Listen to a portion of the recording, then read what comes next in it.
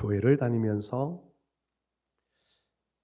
가장 많이 들을 수 있고 말하는 단어를 몇 가지가 있는데, 믿음이라는 단어, 사랑이라는 단어, 소망이라고 하는 단어, 거기에 은혜라고 하는 단어가 아마도 제일 많이 쓰여지는 단어가 아닐까 생각합니다.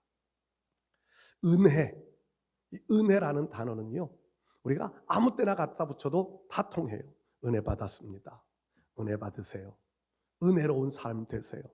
아무 때나 인사를 해도 갖다 붙여도 되고, 아무 때나 정말 다 통하는 것 같아요.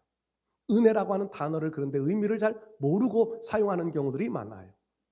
은혜라고 하는 것은 하나님께서 베풀어 주시는 선물, 거저 주시는 선물이라고 하는 의미가 담겨져 있는 것이 은혜라고 하는 단어입니다. 이 은혜라고 하는 단어는 어디에다 붙여도 틀린 말은 아닌데, 더 정확하게 붙여지는 것은요, 하나님께 구원받은 것에 대한 감격의 마음이 은혜를 깨달은 마음입니다. 하나님이 나에게 영원한 지옥 백성, 멸망의 백성, 어둠의 자녀로서 살 수밖에 없었던 우리들이었는데, 우리에게 은혜, 거저 주시는 선물, 이 거저 주시는 선물로 우리를 그 죄악에서 건져내요. 어둠의 권세에서 건져내요. 하나님의 자녀 되게 하고 하나님의 백성으로 살게 하고 천국 갈 수 있는 길을 열어 주신 것, 이게 은혜라고 하는 단어에 가장 적합한 말입니다. 구원받은 은혜. 이 은혜를 우리가 꼭 받아야 합니다. 그리고 이 은혜를 잘 지켜갈 수 있어야 합니다. 은혜는 받아도 되고 안 받아도 되는 그런 게 아니에요. 그냥 세상 선물은요, 받으면 기분 좋고 안 받으면 좀 섭섭할 수 있지만 안 받아도 살아가는 데 지장 없습니다. 그런데 이 은혜라고 하는 것은요, 받으면 풍성해지고요, 안 받으면 멸망입니다. 그러니까 은혜라고 하는 것은 꼭 받아야 되고요, 받으면 받을수록 좋고요, 받으면 받을수록 풍성해지는 것이 은혜입니다. 은혜를 받으면 제일 먼저 나타나는 반응이 몇 가지가 우리의 삶 속에서 나타나는데요, 은혜답게 정말 은혜를 은혜로 받은 성도들은요, 하나님 앞에 회개하는 마음이 생겨집니다. 하나님께서 내게, 나 같은 사람에게 이런 은혜를 주셨다고 하는 것을 깨닫게 되어지면 자연스럽게 회개가 되어져요. 나의 잘못된 살아온 것들, 내가 하나님과 벽을 쌓고 살았던, 하나님을 적지고 살았던 이런 것들을 회개할 수밖에 없는 거예요. 그러면서 은혜를 받으면요, 깨달아지는 것이 내가 죄인이라고 하는 것을 알게 되는 겁니다. 내가 죄인이구나. 그 죄라고 하는 것이 세상에 살아가면서 친구들하고 관계 속에서, 가정 안에서의 관계 속에서, 사회의 어떤 사람과의 관계 속에서 범하는 죄도 죄입니다. 그러나 가장 무서운 죄는 하나님을 하나님으로 믿지 못했던 것이 가장 무서운 죄예요. 예수님이 나의 구세주, 구원의 주님이라고 하는 것을 믿지 못한 것이 가장 큰 죄예요. 이것을 깨닫게 되는 것이 은혜입니다. 하나님의 은혜를 받지 않아도요, 세상 사람과의 관계 속에서 짓는 죄들은 얼마든지 죄라고 인정할 수 있어요. 운전을 하면서 가다가 신호 위반을 했어요. 죄인 줄을 알아요. 그래서 경찰 차만 보면 가슴이 벌렁대요. 혹시나 잡힌 것 아닌가. 죄인 줄을 알아요. 그런데 하나님과의 관계에서의 죄는요, 몰라요. 은혜를 받기 전에는요, 절대로 하나님 믿지 않는 것이 죄라고 하는 사실을 모르고 살아가요. 예수님 믿지 않는 것이 죄라고 하는 것을 모르고 그냥 살아가요. 당연한 것처럼 살아가요. 그런데 은혜를 받고 나면 죄가 죄인 줄을 알게 되는 겁니다. 그래서 회개할 수밖에 없어요. 은혜로 받은 사람들에게 나타나는 또 하나는요, 특징은요, 변화되어지는 삶을 산다는 겁니다. 교회를 오래 다녔어도요, 말로만 하는 신앙생활이 있어요. 말로는 누구보다 잘해요. 말로는요, 뭐든지 다 해요. 그런데 생활 속엔 열매가 없어요. 은혜가 은혜되게 만들지 못하는 거예요. 근데 진짜 하나님의 은혜를 받은 사람들은요, 삶이 처음부터 완전하게 변화되어지지는 못하지만 하나하나 조금씩 반드시 변화되어지는 열매들을 맺힐 수 있습니다. 그래서 오랜만에 만난 사람들이요, 너 왜 이렇게 많이 변했어? 이 소리 듣는 게 정상이에요. 이런 소리를 들을 수 있어야 바른 신앙생활을 하고 있다고 말할 수 있을 겁니다. 여러분, 오늘 저와 여러분들은 이 은혜를 꼭 받으실 수 있기를 축복합니다. 그리고 받은 은혜는요, 잘 유지해 갈 수 있어야 돼요. 은혜를 받으면 사탄이 우리의 받은 은혜들을요, 꼭 빼앗아 가려고 그래요. 새가 콩 심어 놓으면 콩을 쏙 빼먹어요. 그것처럼 하나님의 은혜를 우리의 마음속에 받으면은요, 이놈의 사탄이 꼭 와서 그 은혜를 쏙 빼먹으려고 그래요. 그래서 문 열고 나가면 사탄이 기다리고 있다고 그래요. 여러분들, 은혜는 빼앗기지 말아야 합니다. 은혜는 철저하게 지켜갈 수 있어야 돼요. 은혜 받은 사람들에게는요, 꼭 시련이라고 하는 것이 찾아와요. 어려움이라고 하는 것이 찾아와요. 아픔이 찾아와요. 그럼에도 은혜는 빼앗기지 말아야 한다는 겁니다. 우리 사랑하는 성도 여러분들, 은혜 받고 은혜를 잘 지키며 살아가실 수 있기를 바랍니다. 믿음의 사람들도 환난을 만나고 시련을 누구나 다 만납니다. 처음 은혜 받을 뿐만 아니라 끝까지 우리가 하나님 나라에 가기까지 환난도 시련도 아픔도 있습니다. 그러나 은혜 받은 사람들은 그런 시련, 아픔을 만날 때 대처하는 방식이 달라진다는 겁니다. 은혜를 모르는 사람은요, 감정적으로 대처해요. 세상 방식을 가지고 대처해요. 세상 권력이나 세상의 어떤 재물이나 이런 것을 동원해서 대처하려고 그래요. 그런데 하나님의 은혜를 은혜답게 받은 사람, 은혜를 은혜로서 지키고 있는 사람들은요, 시련을 만날 때, 아픔, 어려움을 만날 때 하나님과의 관계 속에서 풀어보려고 먼저 생각해요. 그래서 기도하게 되고 자신을 돌아보게 되고 하나님의 도움을 구하며 살게 되는 겁니다. 여러분들, 오늘 그래서 우리가 꼭 은혜도 받아야 되고요, 은혜를 빼앗기지 말아야 되고 은혜를 끝까지 잘 지켜가는 신앙이 되어져야 합니다. 은혜를 지켜가는 성도만이 하나님 마음에 합당한 신앙인이 될 수 있습니다. 은혜를 지켜가는 신앙인만이 예수님을 닮아가는 신앙인이 될 수 있습니다. 저는 오늘 이 본문의 말씀 속에서 하나님의 받은 은혜를 어떻게 하면 우리가 잘 지켜갈 수 있을까? 본문 속에서 몇 가지의 말씀으로 한번 은혜를 나누려고 합니다. 첫 번째로요, 우리가 하나님께 받은 은혜를 잘 지켜가려면 믿음의 내용을 굳게 붙잡아야 합니다. 믿음의 내용. 여러분들, 우리가 교회를 다닐 때는요, 믿음의 의미와 뜻과 내용을 알고 다녀야 됩니다.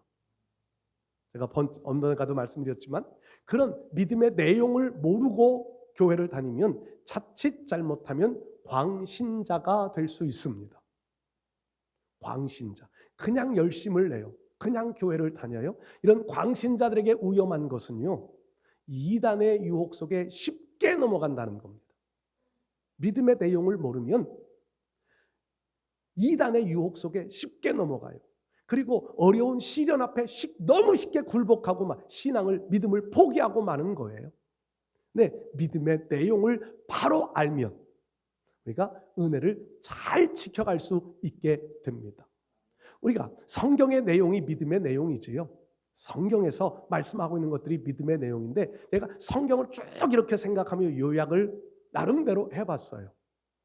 나름대로 성경의 내용들을 요약을 해보니까 그 내용이 뭘로 연결되어지냐면 우리가 고백하는 신앙 고백, 사도신경 신앙 고백으로 딱 연결이 되더라고요. 성경을 쫙, 저도 이제 성경을 많이 읽는다고, 열심히 읽는다고 읽는 목사 중에 하나인데, 성경을 쫙 읽어가면서 성경의 내용들을 요약하면 사도신경이 딱 나와요. 사도신경에는 믿습니다라고 하는 표현들이 여러 번 반복되어지지요. 그 사도신경을 한번 말씀드려보면 첫 번째 내용이요, 전능하신 하나님을 믿습니다라고 하는 거예요. 전능하신 하나님을 믿습니다. 사도신경 시작할 때 전능하사 천지를 창조하신 하나님을 믿사오며, 전능하신 하나님, 전능하다고 하는 말은 할 수 없는 일이 없으신 하나님. 요 믿음만 가지면은요, 천지 창조 아무것도 아니에요. 전능하사 천지를 창조하신 하나님, 그 하나님을 믿으면은요, 성경에 기록되어지는 기적들, 홍해가 갈라진 것, 요단강이 갈라지고 여리고가 무너지고 하늘의 태양이 24시간을 멈추어 서고, 아무것도 아니에요. 사실이에요. 과학이 다 증명해내고 있는 것들이니까 아무것도 아니. 전능하신 하나님은 이런 일들을요 너무 쉽게 하시는, 말씀으로만 하셔도 다 되는 거지요. 그 전능하신 하나님은요, 내가 전능하신 그 하나님을 바로 믿으면은 그 하나님은 성경에 나타났던 많은 질병을 고쳐주시고 어려움의 문제들을 해결해 주시고 안 되던 일들을 되게 만들어 주셨던 그 능력이 우리에게도 나타나게 될 줄로 믿습니다. 전능하신 하나님. 그리고 사도신경의 두 번째 믿습니다라고 하는 내용 중에 보면 그 아들 우리 주 예수 그리스도를 믿습니다. 예수님만이 나의 구세주라고 하는 것을 믿는다는 겁니다. 그 예수님을 이제 소개하는 내용들 사도신경에 보면 동정녀 마리아에게서 나시고 본디오 빌라도에게 고난을 받으시고 십자가에서 죽으시고 죽은 자 가운데서 부활하시고 하늘로 승천하시고 하나님 보좌 우편에 앉아 계시다가 심판의 주로서 이 땅 위에 다시 오실 것을 믿습니다. 이 모든 것을 한마디로 표현하면 예수님만이 나의 구세주입니다. 교회 다니면서도 이 고백을 못 하시는 분들 솔직하게 많습니다. 예수님만이 나의 구세주입니다. 예수님만이 나의 구원자이십니다. 그 예수님, 지금 말씀드렸던 고난을 받으시고 다시 오실 예수님까지를 쭉 합하면 이 예수님은 나의 예수님, 곧 그 예수님은 나를 그렇게 세워주실 예수님이시라는 겁니다. 나를 죄 가운데서 건져내시고 나를 이제 부활시키실 것이고 하나님 나라로 데리고 가실 것이고요. 예수님을 믿는 믿음이 분명해야 합니다. 그리고 성경의 그 사도신경 속의 세 번째 믿습니다 내용이 성령을 믿습니다. 성령은요, 삼위일체 하나님으로 지금도 우리의 삶들 속에 함께하고 계시는 하나님이십니다. 성령은 전능하신 하나님이에요. 성령은요, 나를 나 되게 만들어 가시고 나로 하나님의 사람 되게 만들어 가시고, 성령은 하나님의 깊은 것까지도 통달하시기 때문에 그 하나님의 마음을 나에게 전달하여 내 마음속에 감동을 일으켜 주시고요. 그 성령은 나의 삶을 세상 길로 가지 않도록 늘 감동으로 우리의 삶을 이끌어 가시는 거예요. 구약의 이스라엘 백성들에게 구름 기둥, 불 기둥이 성령의 역사입니다. 그 성령의 역사는 지금 우리 눈에 보이지 않아도 지금도 구름 기둥, 불 기둥으로 우리의 삶을 이끌어가고 계신 줄 믿습니다. 이게 믿음의 내용이에요. 그리고 사도신경 속에 네 번째 나오는 믿음의 내용이 우리의 모든 것을 거기에 표현하지요. 죄를 사하여 주시는 것과 몸이 다시 사는 것과 영원히 사는 것. 그러니까 나도 하나님 앞에 은혜 입어 구원받은 백성이 되었고, 그리고 모든 죄를 사함받았고 부활함도 믿고 하늘에 올라가 영원히 사는 영생을 믿는 믿음, 이게 성경에 말씀하는 믿음의 내용입니다. 여러분들 이 믿음을 굳게 붙잡고 살아가실 수 있기를 축복합니다. 오늘 성경 본문 말씀을 보면 4절 말씀을 보면 이렇게 표현해요. 우리에게 큰 대제사장이 계시니. 히브리서를 제가 공부할 때 말씀을 드렸는데 성경에는 대제사장의 직책이 있어요. 아론의 후손, 아론의 장남, 그래서 장자에게 이어져가는 대제사장이에요. 그리고 특별 대제사장이 있어요. 모세를 가리켜서 특별 대제사장이라고 그렇게 성경은 지칭을 해요. 그리고 또 하나 대제사장이 있는데 큰 대제사장이 있어요. 어떤 제사장보다 크신 분이라는 의미, 유일하신 분이라는 거예요. 아론의 후손의 대제사장은 계속 승계되어 사람들이 바뀌어갔지만 이 큰 대제사장은 절대로 바뀌지 않는 대제사장. 우리를 위하여 중보하고 우리의 모든 것을 책임져 주시는 분. 대제사장은 이스라엘 백성들을 책임져요. 옷을 보면 대제사장들의 옷에는요, 가슴에 12개의 보석으로 12지파의 이름을 기록한 보석을 붙여요. 어깨에 견대라고 하는 이 어깨에 12부석으로 이스라엘 백성들의 그 지파의 이름들을 기록한 어깨 견대를 붙여요. 무슨 의미냐면 대제사장들은요, 백성들을 다 가슴에 끌어안고 있는 사람이에요. 하나님 앞에 나아가기 위하여서 백성들의 모든 무거운 짐들을 어깨에 지고 있는 사람이에요. 책임자라는 거지요. 그런데 그 책임자들이요, 사람 죽으면 다른 사람이 해야 되고 죽으면 다른 사람이 해야 되고. 근데 우리 예수님은 큰 대제사장, 죽지 않으시는 영원히 계신 분이세요. 그 영원히 살아계신 그 주님이 우리를 가슴에 안고 계시고요, 우리를 주님의 어깨에 지고 계신 거예요. 주님이 우리를 모든 것을 책임져 주고 계신 분인 거지요.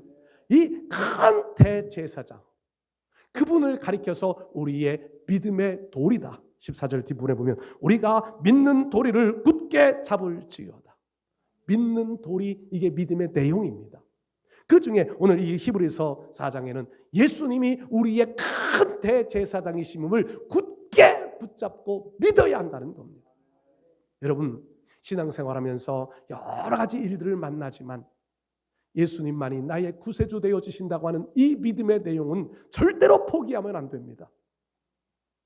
어떤 이단들이요, 자기들이 구원주라고 절대로 따라가면 안 됩니다. 어떤 이단들이요, 예수님 실패자라고 절대로 거기에 현혹되어지면 안 됩니다. 예수님은 죽기 위하여 오셨고 죽음에서 부활하셨고 그 부활로 우리의 죄를 다 용서하여 주셨고요, 지금도 우리를 가슴에 품고 사랑해 주십니다. 지금도 우리를 어깨에 지고 우리의 무거운 짐들을 대신 져주십니다. 이 예수님을 믿는 믿음의 도리, 믿음의 내용을 절대로 놓지 말고 굳게 붙잡고 살면 하나님께 받은 은혜를 우리는 끝까지 유지하며 살 수 있을 줄로 믿습니다. 두 번째로요, 주님의 긍휼하심을 계속 입어야 은혜를 유지할 수 있습니다. 긍휼하심. 15절 말씀을 이렇게 표현하면 이런 말씀이 있지요. 우리에게 있는 대제사장은 우리의 연약함을 동정하지 못하실 이가 아니요 모든 일에 우리와 똑같이 시험을 받으신 이로되 죄는 없으시니라. 그러므로 긍휼하심을 받고, 우리 주님의 긍휼을 받아야 합니다. 이 긍휼이라고 하는 단어는요, 불쌍히 여기는 마음 정도가 아니라 불쌍히 여겨지는 마음 때문에 그를 도와주는 행동까지 따라오는 것이 긍휼이에요. 여러분들이 주변에 어렵게 살아가는 분들을 만나잖아요. 그러면 불쌍한 마음이 들어요. 불쌍한 마음이 들어요. 그런데 내 능력 가지고는, 내 한계, 육체의 한계를 가지고는 도와주지 못할 때가 많아요. 돈이 조금 있으면 물질적인 도움 조금 줄 수 있겠지요. 그런데 내가 의사가 아니라 그들이 병으로 고생하는 이들 병을 고쳐주지를 못해요. 큰 어려움을 당하여 시련 속에 빠져 있는데 가서 말로 조금은 위로해 줄 수 있겠지요. 그런데 그 문제를 완전히 해결해 주지는 못해요.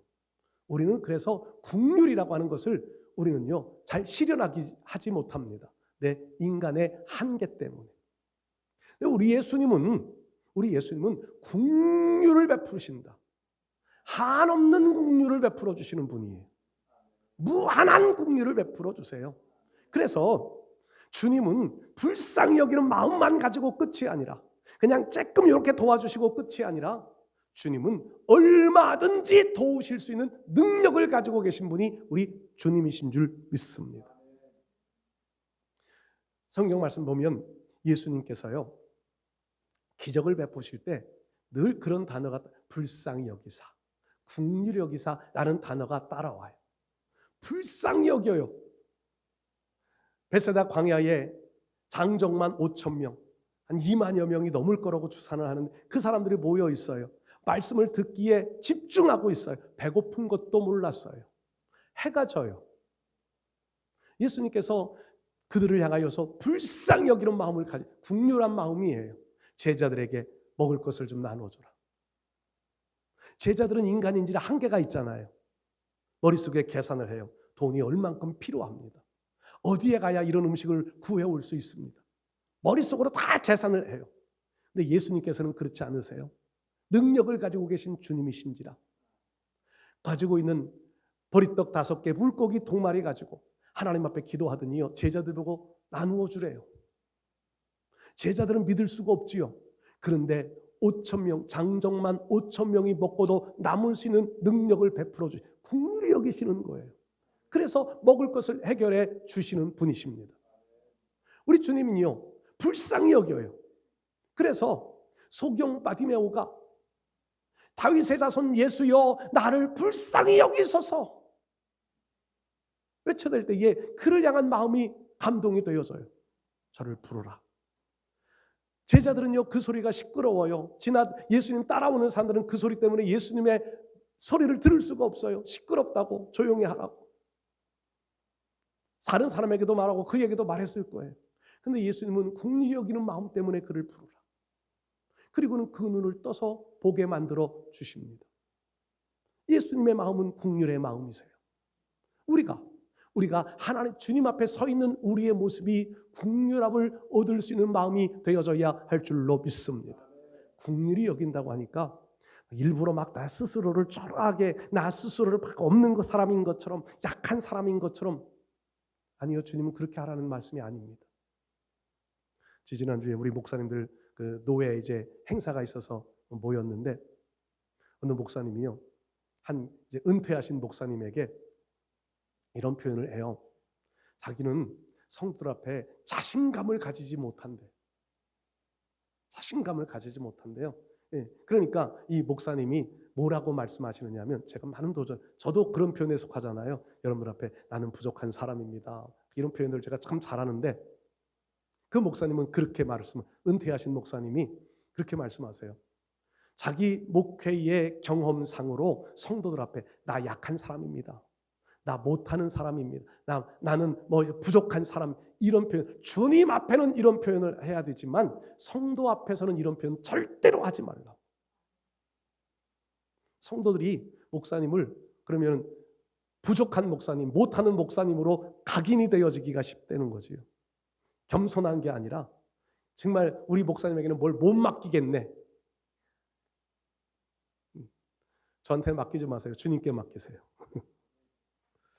일부러 그렇게 약한 척 할 필요는 없다는 거지요. 주님 앞에 나갈 때 우리가, 저와 여러분들이 주님 앞에 나갈 때 주님이 우리를 모르실까요? 다 아세요. 그럼 긍휼을 입기 위해서 우리가 해야 될 것은요, 있는 모습 그대로 나가는 겁니다. 있는 모습 그대로. 돈이 없으면 어때요? 하나님, 저 돈이 없어요. 하나님은 돈을 요구하시는 분이 아니라 우리 믿음을 요구하시는 분이시니까 있는 모습 그대로. 병 들었으면 어때요? 있는 모습 그대로 주님 앞에 나가면 어떤 병이든지 고쳐주셨던 주님이 내 병 못 고쳐주실까요? 무능하면 어때요? 성경은 그렇게 말씀하세요. 미련한 자를 택하여 지혜로운 자를 부끄럽게 하신다고요. 주님에게 한없는 능력이 있는데 내가 능력 없는 건 아무 문제가 되지 않는다는 겁니다. 중요한 것은 있는 모습 그대로 주님 앞에 나오는 겁니다. 그럼 주님이 보실 때 긍휼히 여기시는 마음을 가지시면 우리의 모든 문제들은 다 해결받을 수 있는 겁니다. 긍휼하심을 입어야 우리는 하나님께 받은 은혜를 끝까지 지켜갈 수 있게 됩니다. 세 번째로요, 주님의 은혜의 보좌 앞으로 날마다 나가야 한다는 겁니다. 은혜의 보좌 앞으로. 성경 말씀 오늘 16절 말씀 뒷부분에요. 때를 따라 돕는 은혜를 얻기 위하여 은혜의 보좌 앞에 담대히 나아갈 것이니라. 때를 따라 돕는 은혜. 돕는 것도 때가 중요합니다. 때가. 만사에게는 정한 때가 있다고 그러는데 때를 따라 도움을 받아야 돼요. 예를 들어서 이런 거 있잖아요. 학교에서 시험을 보려고 시험 준비를 해요. 저도 학교 다닐 때 이런 말 하지만 공부를 그렇게 잘한 편은 못 됐어요. 그러다 보니까 시험 때만 되면 얼마나 긴장이 되는지요. 시험 때만 되면은요, 그 시험을 예를 들어서 일주일 후에 시험을 본다. 그러면은요, 일주일 전부터 아주 긴장을 합니다. 그리고 시험에 뭐가 나올까? 선생님이 가르쳐준 것들을 이렇게 요약을 해가지고 막 외우기도 하고 무슨 문제가 나올까? 예상 문제를 머릿속에 혼자 생각해가면서 이렇게. 근데 선생님 수준이 돼야 그 예상 문제도 맞추지. 근데요, 그때 공부 잘하는 다른 학생이요, 야, 요거 가지고 한번 공부해 볼래? 그러면서 자기가 뽑은 예상 문제 같은 것과 풀이하는 그런 것들을 주면 얼마나 도움이 돼요. 정말 힘이 되잖아요. 그런데 얄미운 사람들은요, 자기 거 다 감춰놓고 안 주고 있다가 시험 끝난 다음에 딱 내놓고 나 이런 예상 문제 있었는데 이게 나왔다? 자랑만. 얄밉게. 때를 따라 돕는 은혜가 못 되는 거지요. 자기만 나타내고 싶은 욕심만 있는 거지요. 근데 우리 주님은요, 때를 따라 도우시는 주님이시라는 겁니다. 우리를 너무 잘 아세요. 너무 잘 아세요. 그래서 우리가 어려움을 당할 즈음이 되어지면 이길 만한 믿음을 주신다고 말씀하시고요, 피할 길을 내신다고 주님 말씀하세요. 성경에. 우리 주님은 우리를 너무 잘 아시는 거예요. 때를 따라 도우시는 주님의 은혜.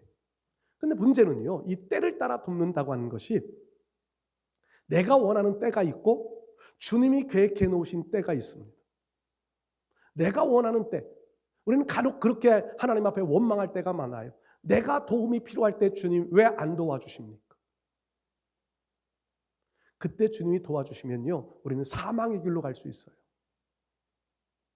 내 필요의 때에 하나님이 도우시면 나는 내 욕심에 끌려 살아가게 될 거예요. 근데 주님은 내 때가 아니라 주님의 때에 맞추어 도우신다는 겁니다. 사람의 길과 하나님의 길은 다릅니다. 사람의 생각과 하나님의 생각은 다릅니다. 하나님이 보시기에 가장 적절한 때, 가장 정확한 때에 하나님은 도와주신다는 겁니다. 그 도움을 받기 위하여서는 조건이요, 은혜의 보좌 앞으로 나가야 한다는 거예요. 하나님께 멀리 있으면서 때를 따라 도와달라고 아무리 외쳐도 하나님은요, 존재 조건, 먼저 내 앞으로 나와라. 내가 지금 아무리 필요한데, 도움이 필요한데 그 도움을 하나님께 부어도요, 하나님은 먼저 내 앞으로 나와라. 그러면 하나님은 때에 따라 도우시는 은혜를 주실 줄로 믿습니다. 하나님께 받은 은혜를 빼앗기지 않기 위하여서는요, 때를 따라 돕는 은혜를 받아야 합니다. 은혜의 보좌 앞에서 때를 따라 도우시는 하나님의 은혜. 여러분, 우리는 신앙생활하면서 은혜라는 말도 많이 듣습니다. 많이 나도 말하기도 합니다. 그 은혜를 받았다가 쏟고 또 받고 또 쏟고 이런 반복하지 말고 우리가 하나님께 은혜를 받아서 정말 하나님의 도움을 받아서 믿음의 내용 굳게 붙잡고 그리고 하나님 앞에 긍휼을 입고 때를 따라 도우시는 하나님의 은혜의 보좌 앞으로 가까이 나아가서 받은 은혜 잘 지켜 주님 오시는 그날까지, 우리가 주님 앞에 가는 그날까지 하나님께 받은 은혜를 잘 지키며 살아갈 수 있는 우리 모두 되실 수 있기를 주의 이름으로 축복합니다.